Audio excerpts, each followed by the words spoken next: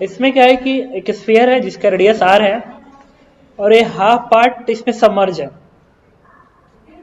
अब क्वेश्चन में कह रहा है कि अगर इस स्फीयर को मैं स्लाइटली डिप्लेस करता हूँ, स्लाइटली बहुत स्मॉल डिस्प्लेसमेंट देता हूँ, हल्का सा डिस्प्लेस करके छोड़ दो, देखो ऑसिलेशन शुरू हो जाएगा। मैं पता करना find time period of oscillation, ठीक है। तो क्या करेंगे इसके लिए, देखो हम लोग सीख रहे थे, मेरी आवाज आ रही है तुम लोगों को?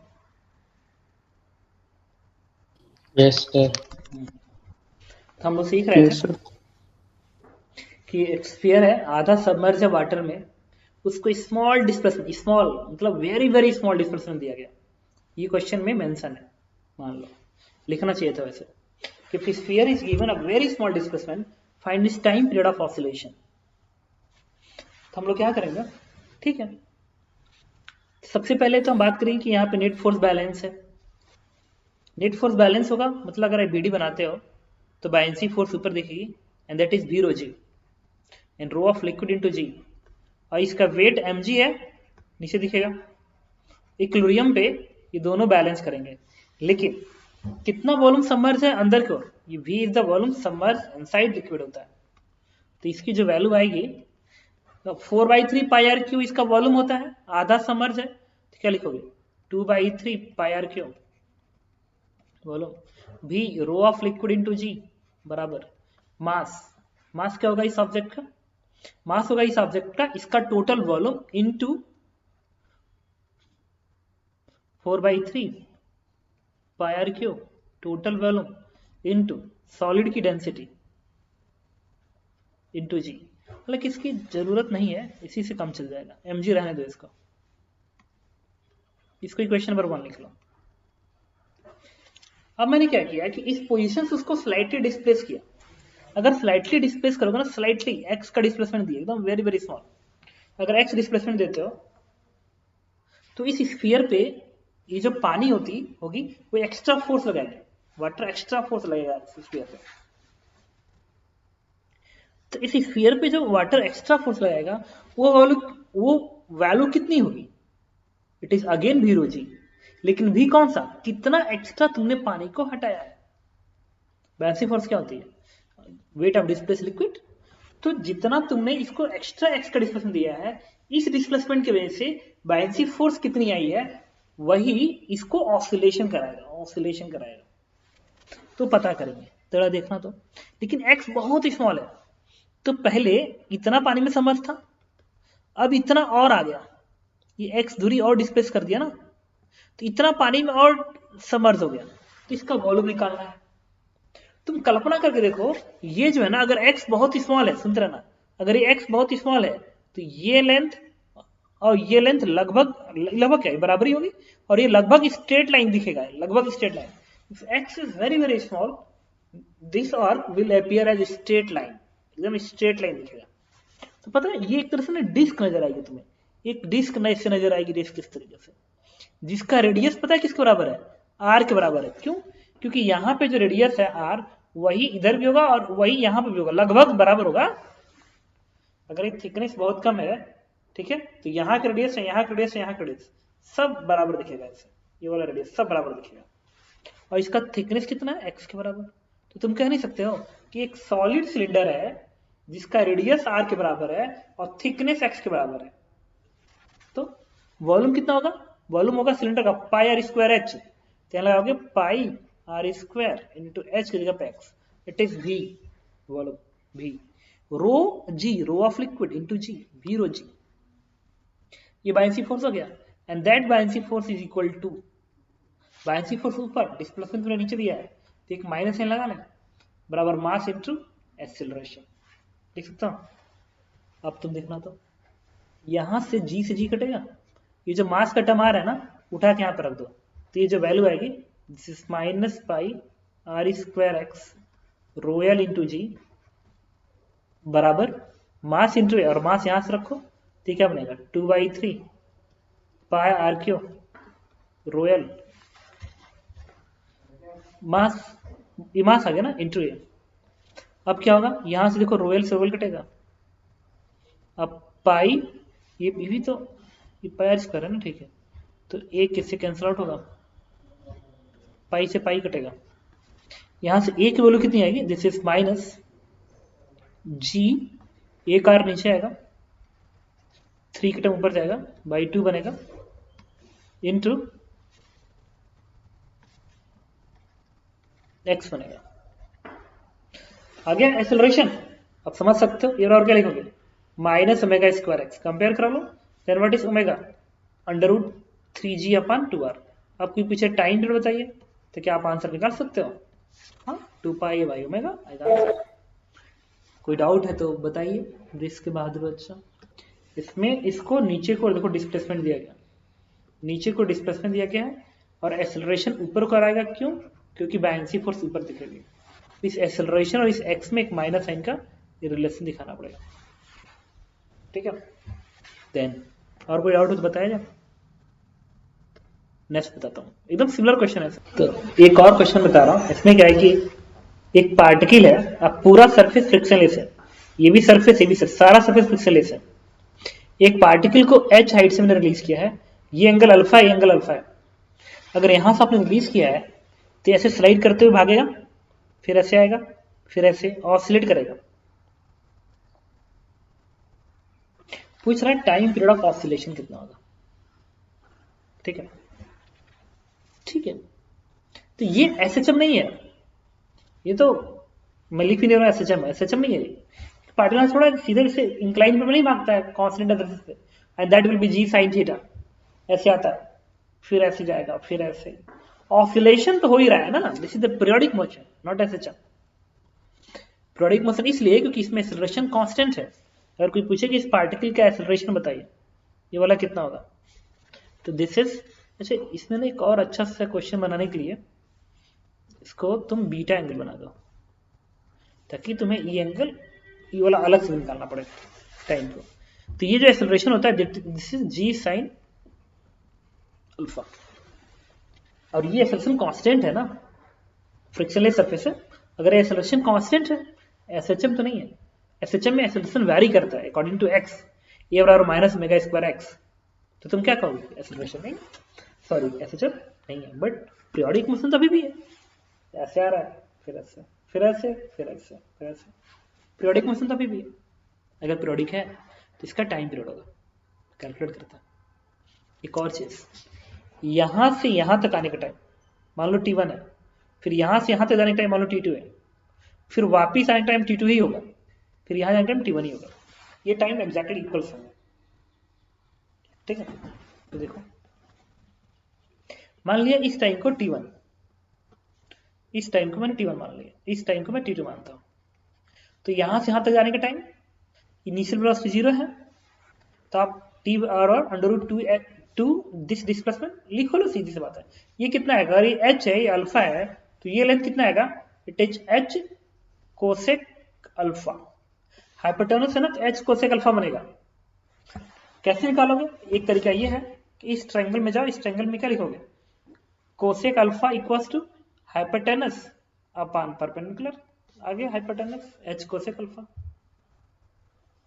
बट कोई बात नहीं, यहां पे आने का टाइम निकालना है, तो यहां से यहां तक जाने का टाइम t1 होगा, t1 फॉर्मूला लिखेंगे अंडर रूट 2 और h की जगह पे लिखेंगे 2h cosec alpha and divide by what, g sine alpha.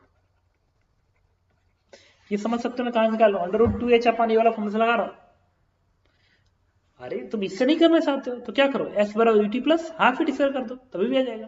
s की जगह पे क्या लिखोगे, h की जगह पे h cosec alpha, initial velocity 0, rest release हुआ, ut 0 plus half at square, आ गया t1। ओके, फिर इस पार्टिकल को यहां से यहां तक जाने का निकालना पड़ेगा, लेकिन इसमें प्रॉब्लम है, एंगल बीटा का दिक्कत है।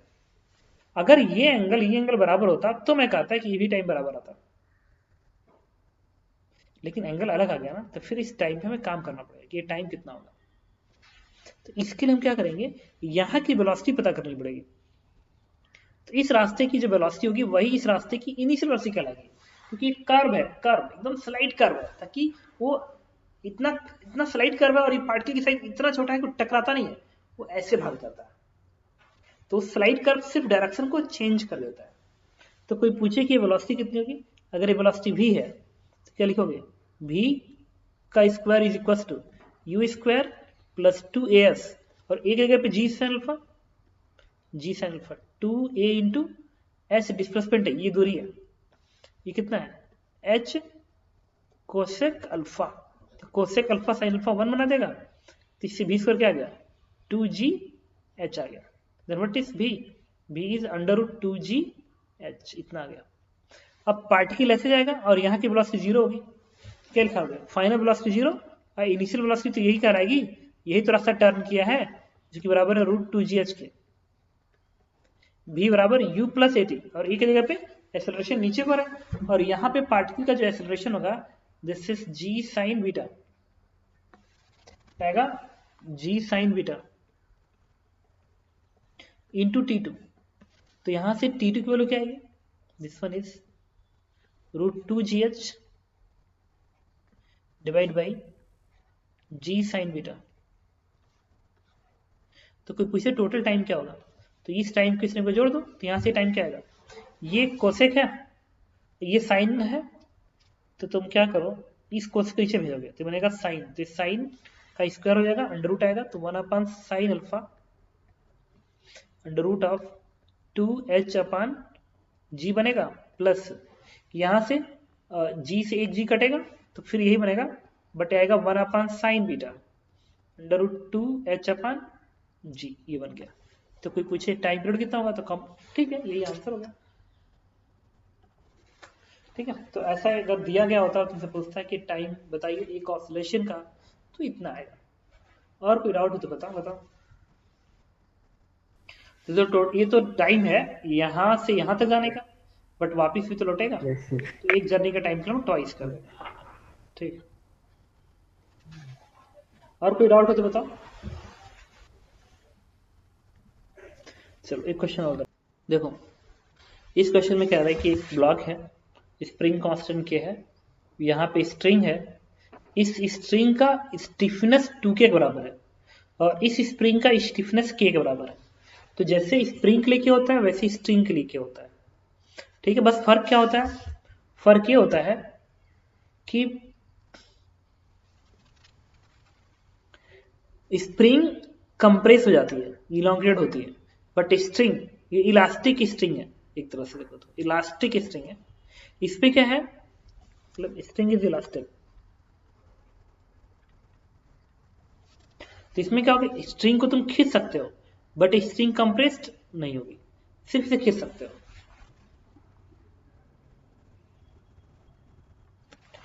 अब पूछ रहा है कि find time period of oscillation. अभी सपोज करिए नेचुरल लेंथ पड़ा हुआ है,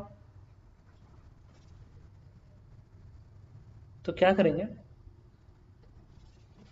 अगर मैं इस ब्लॉक को सपोज करो कि ये ब्लॉक इधर ऐसे ऐसे ऑसिलेट कर रहा है, ऐसे कर, ठीक है।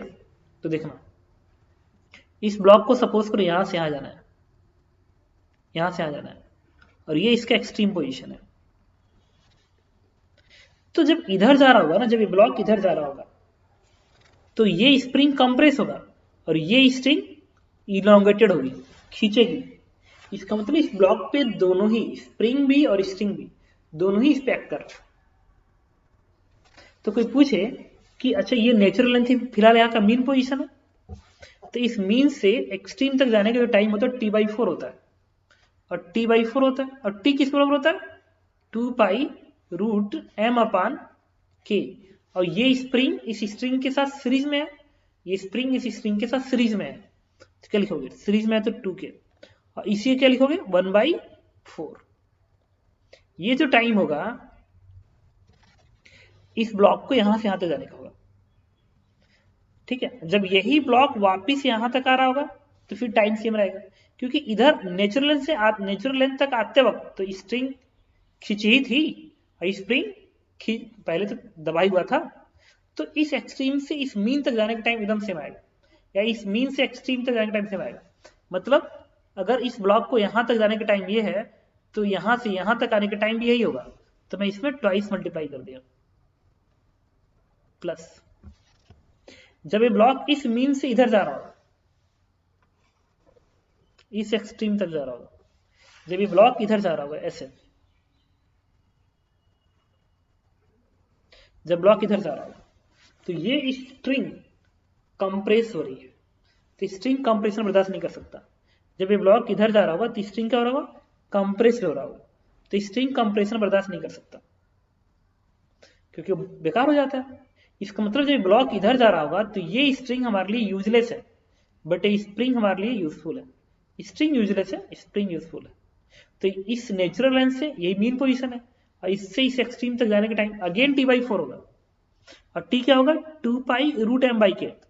m/k ही लिखेंगे, 2k नहीं लिखेंगे। क्यों? क्योंकि ये स्प्रिंग तो ठीक है, जब ब्लॉक इधर जा रहा होगा तो खींच रहा होगा, फोर्स लगाएगा, लेकिन ये स्ट्रिंग फोर्स नहीं लगाएगा ना, क्योंकि जब ब्लॉक इधर जा रहा होगा तो स्ट्रिंग क्या हो रही है, कंप्रेस हो रही है। स्ट्रिंग जब कंप्रेस होती है तो यूजलेस है, हमारे लिए बेकार है। तो बेकार है तो उसका के भी तो बेकार हो गया, उसका के का क्या यूज है, कुछ भी यूज नहीं है। अच्छा, इसका 1/4 कर दिया, तो ये जो टाइम है वो इस मीन से इस एक्सट्रीम तक जाने का, सिमिलरली इस एक्सट्रीम से इस मीन तक आने का टाइम भी यही होगा, तो हम ट्वाइस कर देंगे। तो टाइम तो इतना तो आ जाएगा, लेकिन इसमें एक मिस्टेक और कर गए। देखो ये के है, बट ये 2k है ना, स्प्रिंग कांस्टेंट इसका 2k है, और दोनों पैरेलल है, तो इस 2k जगह क्या लिखोगे, 3k लिखना पड़ेगा तुमको, इसके जगह पे तुम्हें 3k लिखना पड़ेगा।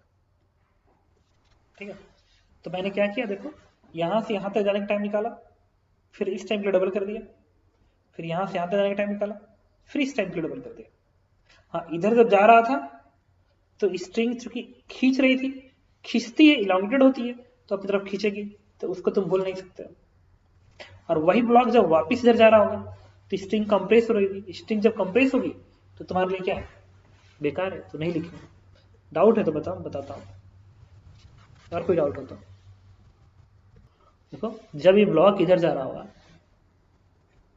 तो ये है ना, मान लो ब्लॉक यहाँ आ गया, तो ये नेचुरल लाइन से x डिस्टेंस इधर आया, तो ये जो स्ट्रिंग होगी वो खींची है ना, तो उल्टा फोर्स लगेगा, कितना k into 2x, 2k into x लगेगा फोर्स। और ये स्प्रिंग किधर हुआ, कंप्रेस हुआ, कंप्रेस हुआ तो कंप्रेस धक्का मारेगा ना, तो धक्का इधर मारेगा, कितने का, k इंटू x का, क्योंकि इसका k है, इसका k 2k है, तो टोटल फोर्स इस ब्लॉक पे क्या आ गया, kx प्लस 2kx 3kx, तो 3k आ गया ना। और यही ब्लॉक जब इधर जा रहा होगा, इसके इधर जा रहा होगा, मतलब नेचुरल रेंज के इधर होगा, तो अगर ये x दूरी है मान लो, तो ये वाला स्प्रिंग खींची होगी तो फोर्स लगाएगी ऐसे, लेकिन ये स्ट्रिंग बेकार होगी क्योंकि कंप्रेस में काम नहीं करता है, तो बस फोर्स के नाम पे बस ये होगा। ठीक, तब क्या यूज करेंगे, क्या यूज करेंगे, बात समझ में आई। अच्छा, नया क्वेश्चन बताने से पहले एक और इसमें हम इंपॉर्टेंट बात बताते हैं। जैसे ना कोई कहे कि इस ब्लॉक को, इस मीन पोजीशन और इस एक्सट्रीम के बीच की दूरी सपोज करो a2 के बराबर है, a1 के बराबर है, और इस मीन और इधर का जो एक्सट्रीम है इसकी बीच की दूरी a2 के बराबर है, तो इस a1 और a2 में क्या रिलेशन होगा। तो देखो a2 ना ज्यादा होगा a1 से, क्यों, क्योंकि उधर स्प्रिंग बेकार हो गई, तो उधर ज्यादा दूरी तक चला जाएगा। जब यही ब्लॉक इधर जा रहा होगा, मीन से इधर जा रहा होगा, तो कम दूरी जाएगा, क्यों, क्योंकि ये स्प्रिंग तो धक्का मार ही रहा है, रस्सी भी उल्टा खींच रही है। लेकिन जब यही ब्लॉक इधर जा रहा होगा तो ज्यादा दूर चला जाएगा, क्यों, स्प्रिंग बेकार है, स्प्रिंग बस अकेले स्प्रिंग काम कर रही है। इस a1 a2 में रिलेशन निकालना होगा तो तुम एनर्जी कंजर्वेशन से निकाल सकते हो। क्वेश्चन पूछे कि also find a1 upon a2, amplitude का रेशियो बताइए, तो एनर्जी कंजर्वेशन होगा, इस एक्सट्रीम की एनर्जी बराबर इस एक्सट्रीम की एनर्जी लिख दो, एनर्जी इज ऑलवेज कंजर्व। तो इस एक्सट्रीम पे एनर्जी क्या होगी, एनर्जी कंजर्वेशन यूज कर रहा हूं, कैंडिडेट 0, इस एक्सट्रीम पे कैंडिडेट 0 होती है, और पोटेंशियल क्या होती है, हाफ के एक्स स्क्वायर, तो हाफ के की जगह पे के इक्विवेलेंट का हेल्प ले लो, या दोनों स्प्रिंग की एनर्जी अलग अलग लिख लो, तो इसकी एनर्जी क्या आएगी, इस स्प्रिंग की एनर्जी आएगी हाफ के इंटू एक्स का स्क्वायर।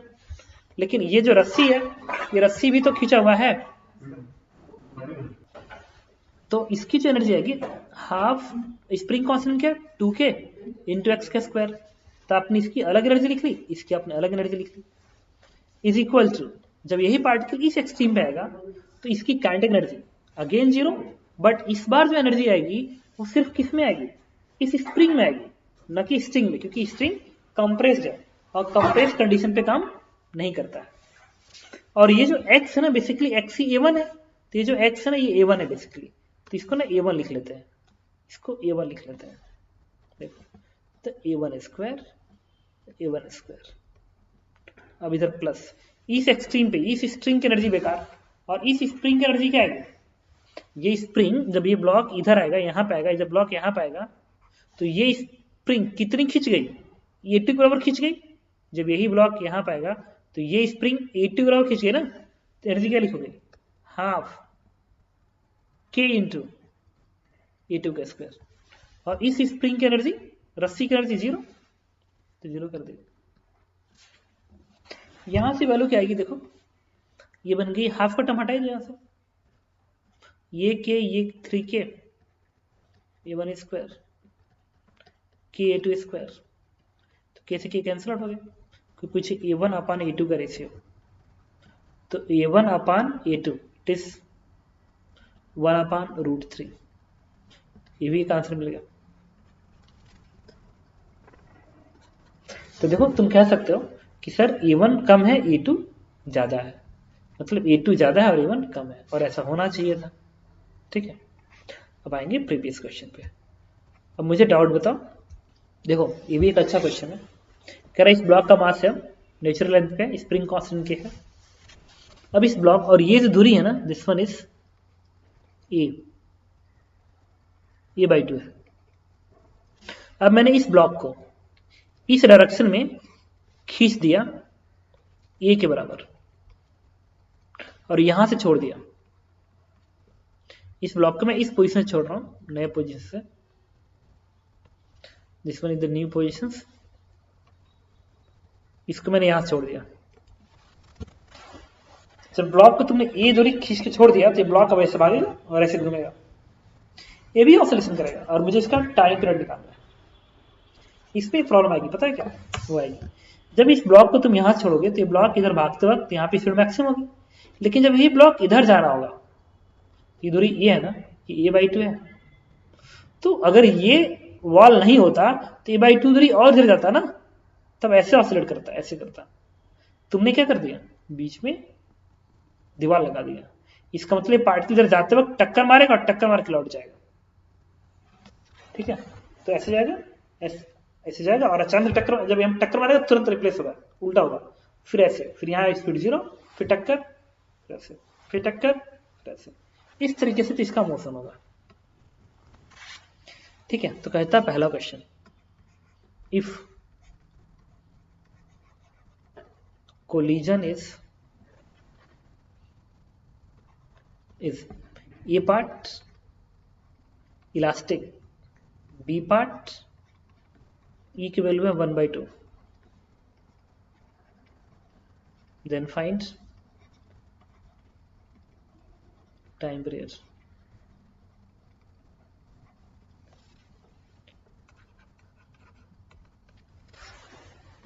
तो इलास्टिक कोलिजन टाइम पीरियड बताइए और 1/2 है तो टाइम पीरियड बताइए।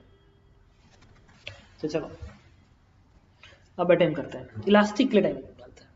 इलास्टिक में एनर्जी लॉस नहीं होती है, इसका मतलब कि ये पार्टिकल यहां से यहां आए फिर यहां से यहां तक आए, तो इस रास्ते का जो टाइम है वापिस लौटने में भी टाइम सेम लगेगा। अगर कोलिजन इलास्टिक है तो यहां से मान लो चल रहा है तो हर बार यहीं पे आएगा, ऐसे मोशन करता रहेगा।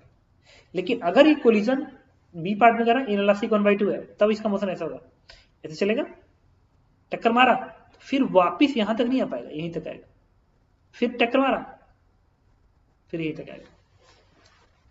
तो find time period of first oscillation.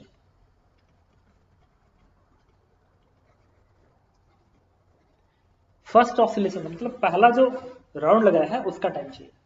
तो ई बराबर 1 केस में तो हर राउंड का टाइम सेम आएगा, लेकिन ई बराबर 1/2 के केस में सिर्फ पहले राउंड का टाइम सेम आएगा और हर बार राउंड का टाइम चेंज होगा। कैलकुलेट करते हैं, ठीक है। तो देखो सबसे पहले पहला क्वेश्चन करेंगे, ई बराबर 1। देखो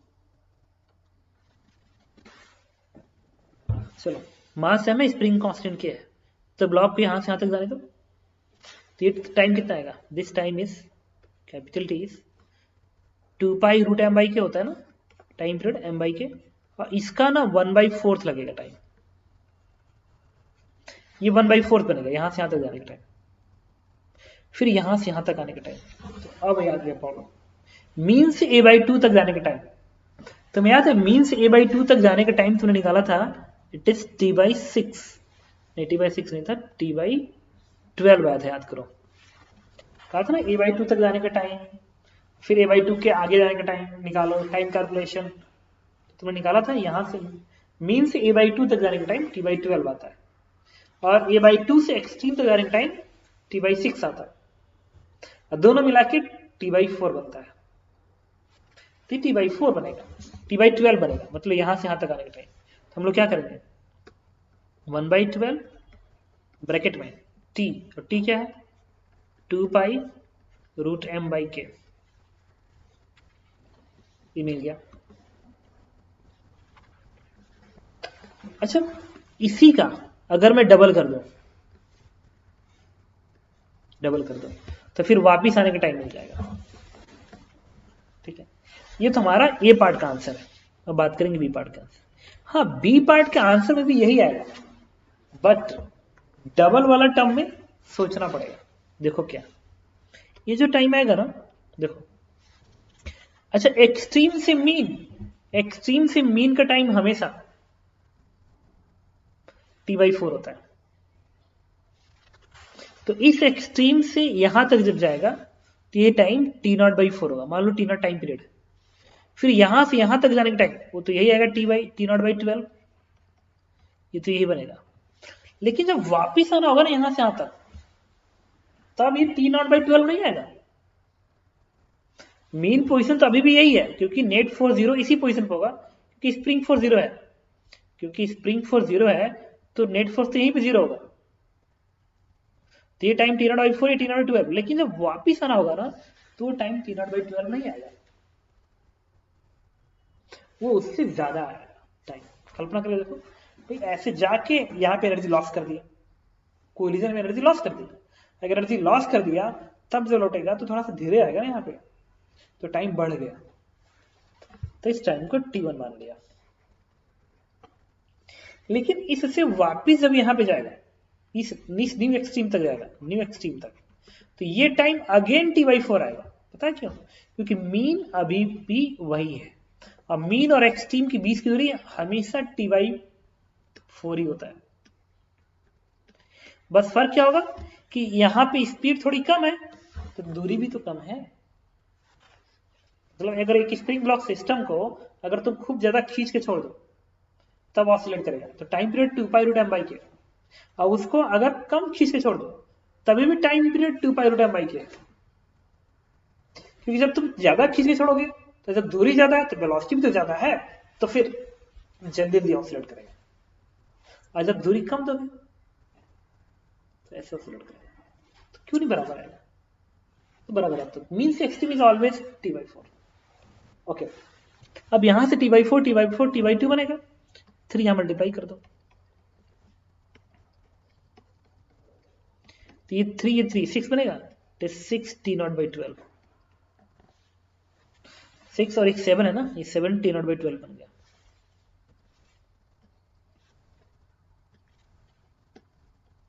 और ये t1 है, अब t1 निकालना पड़ेगा, t1 की वैल्यू कितनी है। t1 निकालने के लिए पहली बात कि यहाँ पे कितनी एनर्जी लॉस हो रही है, ये बातें अब समझनी पड़ेगी को क्या हो रहा है। बेसिकली सब क्वेश्चन एडवांस के आधार पर वो कैसे निकलेगा, तो इस दीवार से टकराने के पहले की स्पीड निकालनी पड़ेगी।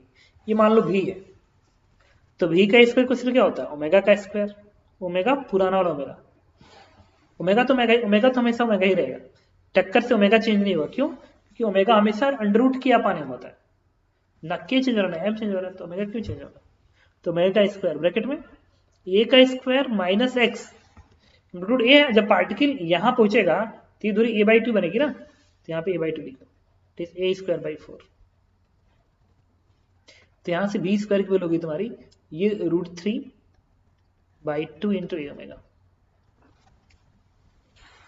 √3/2 into a omega we Q L.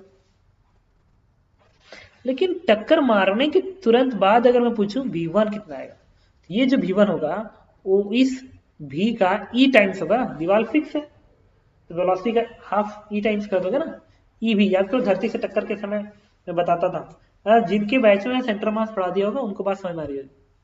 जब पार्टिकल ऐसे टक्कर मार के ऊपर को जाएगा तो वेलोसिटी वो हाफ हो जाएगी, तो E टाइम्स हो जाती है। ये पढ़ोगे तुम कि अगर ग्राउंड से पार्टिकल टकराता है तो टक्कर के बाद की स्पीड पहले की स्पीड की E टाइम्स हो जाती है। E कितना है 1/2, तो 1/2 यहाँ मल्टीप्लाई कर दो तो बनेगा √3/4 इंटू ए ओमेगा। ये भी बन गया। अब हमें ये पता करना पड़ेगा कि ये V1 बन गया। अब ये पता करना पड़ेगा कि ये जो V1 है, इस V1 पे इस SHM का एम्पलीट्यूड कितना है, एम्पलीट्यूड कितना है। तभी तो पता चलेगा कि वो इस एम्पलीट्यूड का कौन सा पार्ट A/2 है, क्योंकि टक्कर में एनर्जी लॉस की और एनर्जी लॉस में एम्पलीट्यूड चेंज हुआ है। एनर्जी जब घटेगी तो एम्पलीट्यूड घट जाता है, तो एम्पलीट्यूड निकालना है। तो फिर यही फॉर्मूला लगाएंगे, V1 का स्क्वायर ये लिखेंगे, इस फॉर्मूले में वैल्यू प्लेस करेंगे। तो ये फॉर्मूला लिखूंगा V1 का square equals to a new नया एम्पलीट्यूड का स्क्वायर माइनस ये जो पोजीशन है अभी भी तो A/2 ही है, टक्कर मारने के तुरंत बाद भी तो वहीं पे है। जैसे टक्कर मार रहा है, इसको टक्कर मारने के तुरंत बाद भी वहीं पे तो दोनों A/2 ही है। तो क्या लिखोगे, V का स्क्वायर इक्वल टू ओमेगा का स्क्वायर ए न्यू का स्क्वायर माइनस एक्स का स्क्वायर, और एक्स कितना है A/2 है, तो आप इसको ये लिखेंगे। अब V1 जब इसकी वैल्यू प्लेस करो तो स्क्वायरिंग करना पड़ेगा आपको, तो बनेगा 3/16 ए स्क्वायर ओमेगा स्क्वायर, और ये बनेगा an का square A²/4 omega square cancel out हो गया। इससे an का स्क्वायर जो बना, अब यहाँ पे कितना 4 मल्टीप्लाई करो, अब 4 यहाँ पे, अब 4 और 3 यहाँ पे आएगा 7 बनेगा ना, तो बनेगा √7 अपान, कैलकुलेशन चेक करना, चाहे यहाँ पे √7/4 अंडर रूट है ना, तो इतना बन गया। तो नया रूट इतना हो गया, √7/4 हो गया, √7/4 ठीक तो है, 4 से तो कम आना चाहिए, ठीक तो है, गुड, ठीक है। अब चलो, अच्छा ये वाला ना T1 भी निकालेंगे, बट T0 जो है ना, पहले T0 वाला वैल्यू लिख लें, बाद में इरेज करना पड़ेगा। 7/12 लिखेंगे, अब T0 क्या है 2π√m/k है, बस T1 निकालना बाकी है, आंसर आ जाएगा, ठीक है। इसके लिए मैंने क्या किया, ऊपर का मैं इरेज करने जा रहा हूँ, देखो तो मैं इरेज कर रहा हूँ, देखो। अब एक ऐसे SHM की हम बात करने जा रहे हैं T1 निकालने के लिए, जिसका मीन यहाँ पे है और एक्सट्रीम यहाँ पे है, और ये दूरी कितनी है, इट इज √7/4 के बराबर है, ये है। अब पार्टिकल को कहां तक जाना है, ये सिर्फ A/2 तक जाना है, मतलब बदल गया ना, जो पहले A हुआ करता था वो अब उससे कम हो गया, A/2 होता था ना पहले, नहीं पहले A था तो A से कम है, A से कम है, और A/2 से से ज्यादा है, हाँ ज्यादा है, खैर होना ही चाहिए ज्यादा यार, इसलिए ज्यादा होना चाहिए था क्योंकि √7/4 है। तो टक्कर के तुरंत बाद कुछ स्पीड है ना उसके अंदर, तो अगर दीवार नहीं होता तो कैसे कुछ दूरी और होती, A/2 से कम कैसे हो सकती है। तो अब हमें निकालना है। अच्छा एक और चीज, यहां से यहां तक आने के टाइम कोई पूछे, यहां से यहां तक आने के टाइम पूछे, एकदम बराबर आता है, तो फिर यहां से यहां तक जाने के टाइम निकालेंगे, तो उसका फॉर्मूला होता है x बराबर A sin ω_t, और A एम्पलीट्यूड होता है, तो इसको प्लेस करें, तो √7/4 A sin ω_t, ओमेगा लिख लिया। अब यहां से यहां जाना है तो x जगह पे A/2 रखोगे, तो A से A कट गया, इससे sin ω_t की वैल्यू कितनी आ गई, ओमेगा T1 मान लो, T1 टाइम, यहाँ से T1 नहीं T2 मान लो, यहाँ से यहाँ तक जाने टाइम T2 है, तो बनेगा sin ω_t2, ये 2/√7 बनेगा, बन गया। आपको पूछे T2 की वैल्यू क्या होगी, तो T2 is what, it is sin inverse 2/√7 और ओमेगा नीचे आएगा ना 1/ओमेगा बनेगा 1/ओमेगा। यहाँ पे ओमेगा होता है 2π/t, तो 2π/t तो t/2π बन जाएगा। ये बन जाएगा t1 इज दिस वन। मैं ऊपर की चीजें हटाऊं और यहाँ पे वैल्यू रखने जा रहा हूँ t1 की, देखते रहना। जो t2 की, तो t2 आएगा t2 की मुझे t1 निकालना था ना, ये तो t1 ही है यार, तो t1 ही है, यही तो तुम यहाँ पर रखोगे t1 को। तो यहाँ से t1 की वैल्यू आ गई t/2π है। t क्या होता है 2π√m/k, 2π√m/k और ये 2π नीचे है 2π, और ये क्या है साइन इनवर्स 2/√7, 2π से 2π कट गया, वैल्यू क्या आ गई √m/k साइन इनवर्स 2/√7। बस अब इस t1 जो आया ना, इस t1 को उठा के तुम्हें यहां रखना होगा तो आंसर आएगा। तो तुम समझ सकते हो एक अच्छा क्वेश्चन हमने अभी भी किया।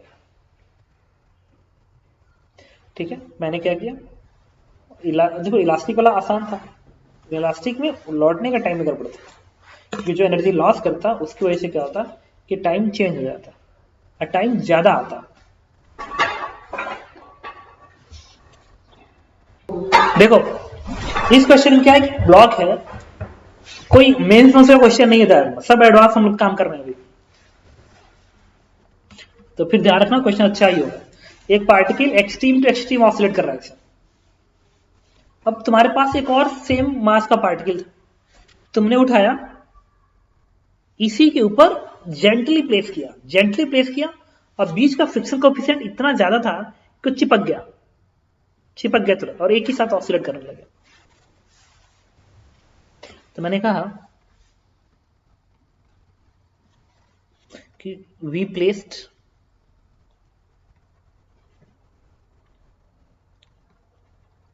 other mass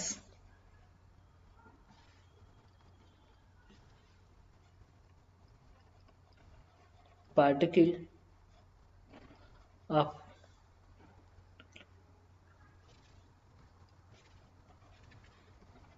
same mass on this and both oscillate together.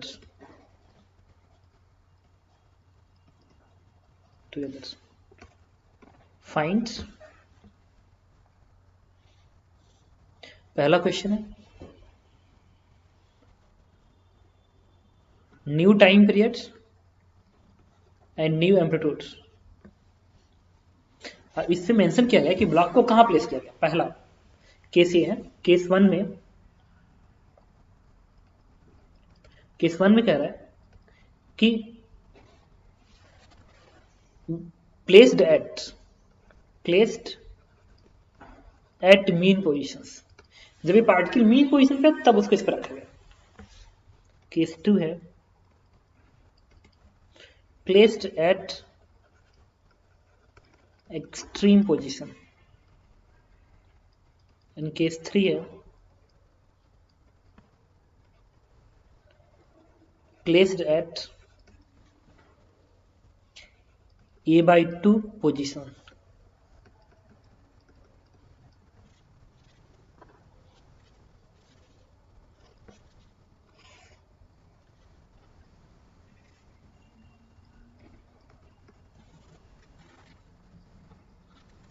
ठीक है, तो देखिए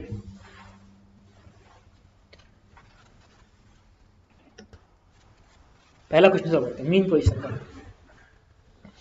तो जब ये पार्टिकल मीन पोजीशन पे होगा ना, तो पार्टिकल की वेलोसिटी कितनी होगी, याद करो कहा था ए ओमेगा होती है पार्टिकल की velocity. At mean position velocity of particle is a omega, velocity is a omega. अब एक दूसरे पार्टिकल को, ये तो बिफोर है, लेकिन जैसे ही एक दूसरे पार्टिकल को तुम इसी पोजीशन पे प्लेस करते हो तो टोटल मास कितना हो गया 2m हो गया और दोनों चिपक गए आपस में। तो जो वेलोसिटी आएगी दिस वन इज वो चेंज हो जाएगी, मान लो v1। तो जैसे प्लेस की वेलोसिटी v1 होगी, लेकिन v1 निकालना पड़ेगा। प्लेस करने के बाद क्या हो रहा है वो समझना पड़ेगा, क्योंकि प्लेस करने के पहले वो a ओमेगा से भाग रहा था, मीन पोजीशन पे वेलोसिटी a ओमेगा थी, जैसे रखोगे नई वेलोसिटी आ जाएगी। तो अब ऑसिलेशन नई वेलोसिटी शुरू होगा ना, जैसे अभी प्रीवियस क्वेश्चन में क्या था कि टक्कर मारने के बाद जो ऑसिलेशन हुआ वो न्यू वेलोसिटी से हुआ, तो भी न्यू वेलोसिटी से ऑसिलेशन होगा। यूज करेंगे मोमेंटम कंजर्वेशन। तो यहाँ क्वांटम क्या लिखोगे, अगर इस ब्लॉक का मास m है तो initial momentum is m into a omega equals to final momentum, दोनों का मास m और m 2m बन गया, it is v1। Then what is v1, v1 is a omega by 2। मतलब पार्टिकल की वेलोसिटी, अब जो नया एसएचएम होगा उस नए एसएचएम में मीन पोजीशन की वेलोसिटी a ओमेगा बाई 2 हो जाएगी। ठीक है, नए एसएचएम में मीन पोजीशन की वेलोसिटी a ओमेगा बाई 2 हो जाएगी।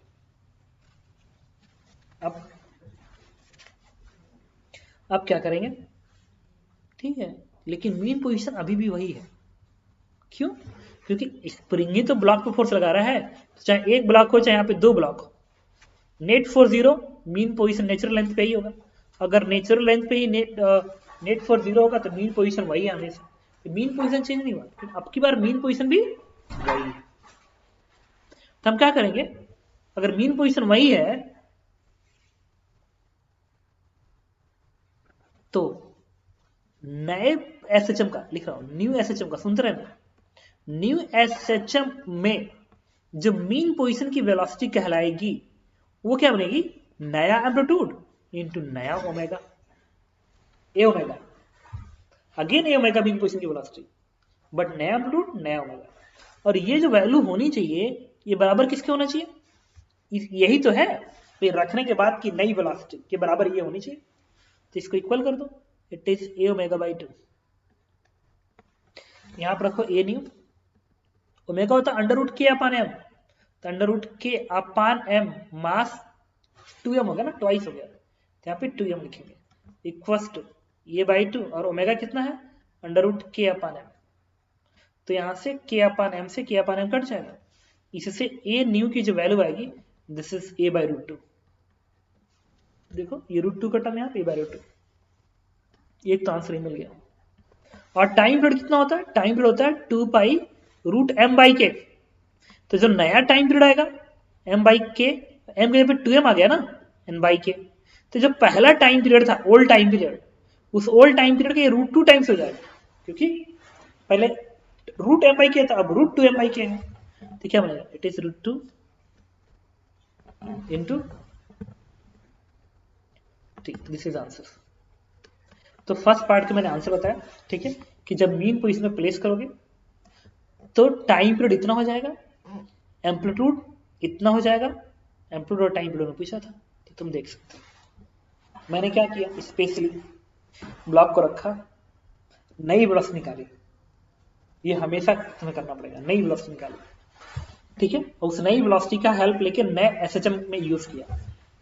अब बात करते हैं जब ब्लॉक को एक्सट्रीम पोजीशन पर रखेंगे, तो देखना, जब तुम ब्लॉक को केस 2 डील कर रहे हो, जब ब्लॉक को, अच्छा ऐसे क्वेश्चन तुम्हें मेंस के मॉड्यूल में नहीं मिलेंगे, ये सारे क्वेश्चन तुम्हें एडवांस के ही मॉड्यूल में मिल पाएंगे, मेंस के मॉड्यूल में नहीं।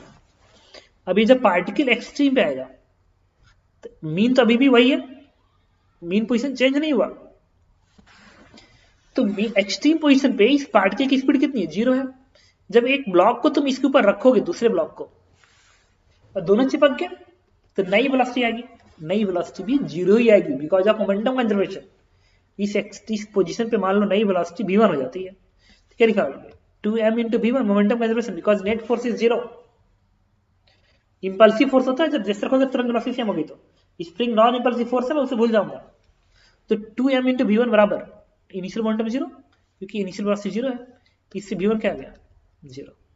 इसका मतलब ये तो ऐसे भी ऑब्वियस है यार, एक्सट्रीम पे पार्टिकल पड़ा हुआ है तो वहां वेलोसिटी 0 है, दूसरे को रखोगे तो जब ये 0 है तो उसको ऐसे डायरेक्टली रख रहे हो ना, तो उसका भी 0 ही रहेगा, इसमें 0 आ गया।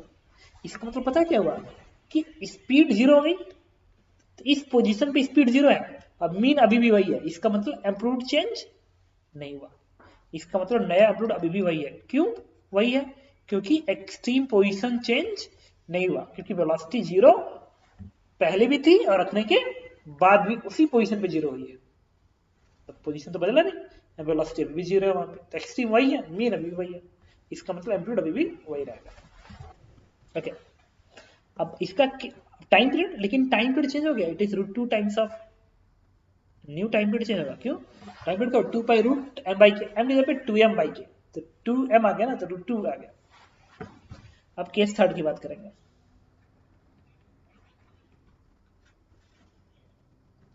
केस थर्ड में कह रहा है कि a/2 पे आपने ब्लॉक को रखा है। Hello sir. रुको,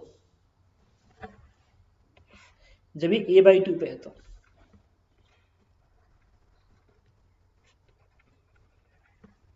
जब ब्लॉक a/2 पे होगा तो इसके पास क्या होगा, एक वेलोसिटी होगी, ये v1 मान लो, तो v1 कैसे आएगा, तो v1 का स्क्वायर इक्वल्स टू ओमेगा का स्क्वायर ब्रैकेट में a स्क्वायर माइनस a/2 का होल स्क्वायर का फॉर्मूला में रख दिया।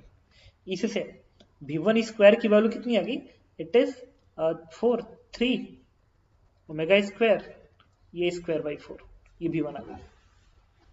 ओके, अब इससे v1 की वैल्यू क्या आएगी, इट इज √3/2 ये ओमेगा। अब एक पार्टिकल को जब तुम इसके ऊपर रखोगे ऐसे, दूसरे पार्टिकल के यहाँ पर रखोगे, तो रखते ही वेलोसिटी चेंज होगी। अरे इससे चेंज हो रहा है क्योंकि ये जो ब्लॉक है इसका जो फ्रिक्शन ऊपर वाले ब्लॉक पे ऐसे लगेगा और वो वाला ब्लॉक इससे फ्रिक्शन इधर लगाएगा, तो इसकी वेलोसिटी कम होगी, इसकी ज्यादा होगी, और दोनों की इक्वल हो जाएगी इंस्टेंटेनियसली, क्योंकि फ्रिक्शन इन्फिनिटली लार्ज है। तो फिर अब इस पोजीशन पर अगेन यही फॉर्मूला यूज करेंगे, लेकिन ये न्यू लिखेंगे, v न्यू का स्क्वायर ओमेगा न्यू का स्क्वायर ब्रैकेट में a न्यू का स्क्वायर, और पोजीशन तो अभी भी a/2 वाला ही है, क्योंकि इस ब्लॉक को रखे हो तुम a/2 के पोजीशन पे, तो पोजीशन तो अभी भी वही है, तो रखने के तुरंत बाद भी पोजीशन वही होगा। पोजीशन आसान से नहीं बदलती है, वो धीरे धीरे बदलती है। तो रख दिया, जैसे छोड़ते ही चिपक गया, उसके तुरंत बाद पोजीशन वही है, तो अभी भी पोजीशन वही रहेगा।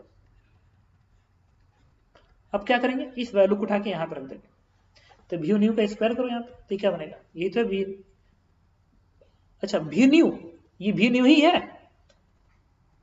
नहीं मोमेंटम भी लगाया ही नहीं ना, ये तो मैं निकाला हूं, ये तो वेलोसिटी v1 है, कब का, ये वेलोसिटी v1 है रखने के जस्ट पहले क्या वेलोसिटी, अब मोमेंटम ऐसा लगाओगे तो वेलोसिटी आधी हो जाएगी, देखो कैसे, m इंटू v1 बराबर 2m into v2, v2 new कर लो, तो vn की वैल्यू क्या आएगी, इट इज v1/2, तो इसका ट्वाइस आ गया, तो उसको तुम यहां रखोगे, स्क्वायरिंग करोगे, तो वैल्यू होगी √3/4 ए ओमेगा बनेगा, स्क्वायर क्या बनेगा 3/4 का स्क्वायर 16, ये a स्क्वायर इंटू ओमेगा का स्क्वायर। अब कैलकुलेशन बाकी है यहाँ पे, तो इसके लिए मैंने क्या किया, कैलकुलेशन करने के लिए अगला पेज का हेल्प हो, नहीं यहीं से काम चला सकता हूँ, यहां से बनेगा, अच्छा ओमेगा को कैलकुलेशन के लिए, चल मैं ऊपर इरेज कर रहा हूं, ध्यान रखना, यहां कैलकुलेशन कर लेंगे, ये 3/16 ये स्क्वायर, और ओमेगा ये पुराना वाला है, ये अंडर रूट के अपान एम होता है, इस के अपान एम, यहां पे ओमेगा न्यू के अपान 2m बनेगा, ये बनेगा a न्यू का square minus a square by 4, तो यहां से k अपान एम कैंसल आउट होगा, ये 2 का टर्म 8 में कन्वर्ट होगा, तो बनेगा 3/8 a स्क्वायर बराबर a न्यू का square minus a square by 4, तो यहां से a न्यू की वैल्यू क्या आ गई, ये 2 यहां मल्टीप्लाई करो, तो 4 दूनी 8, 2 इधर बनेगा 5/8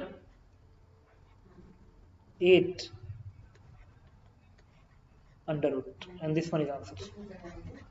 और टाइम पीरियड, थर्ड वाले क्वेश्चन का टाइम पीरियड तो अगेन वही है, T new √2 times of T बनेगा। तो अब मैं बताता हूं कि इसमें कौन सा, ये जो पार्ट था ये थर्ड क्वेश्चन का पार्ट है, ये वाला, और ये सेकेंड क्वेश्चन में था ना, ये सेकेंड क्वेश्चन में था ये वाला पार्ट।